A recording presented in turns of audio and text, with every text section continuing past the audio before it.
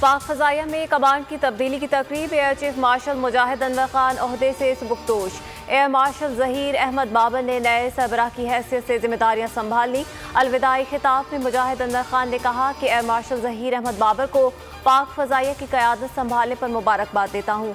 पाक फ़ज़ाइया हर चैलेंज के मुकाबले के लिए तैयार है।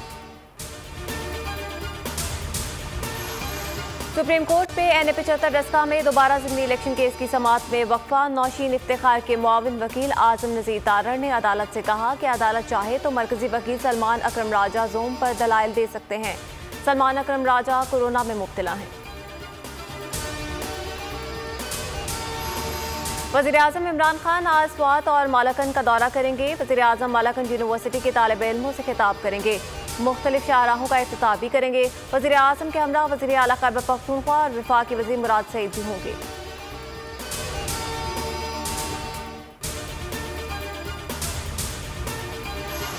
मुल्क में कोरोना टेस्ट मुस्बत आने की शरह फिर 8% रिकॉर्ड। 24 घंटों के दौरान 3,449 अफराद कोरोना में मुब्तला। वायरस से मज़ीद 40 अमवात। कोरोना से अब तक 13,757 अमवात हो चुकी। एक्टिव केसेस 27,188 हैं।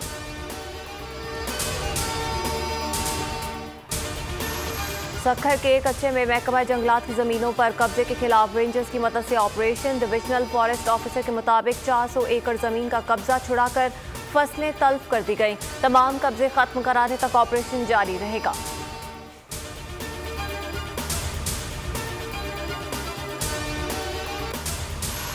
फ्रांस में कोरोना की तीसरी लहर संगीन। दारुल हुकूमत पेरिस और 16 अजला में स्मार्ट लॉकडाउन। आईफिल टावर समेत तमाम सयाहती मकामात बंद। घर से बाहर और काम पर जाने के लिए इजाज़तनामा दिखाना लाजमी। तालीमी इदारे खुले रहेंगे। फ्रांसीसी वज़ीर-ए-आज़म की आवाम से बिला वजह घरों से ना निकलने की अपील।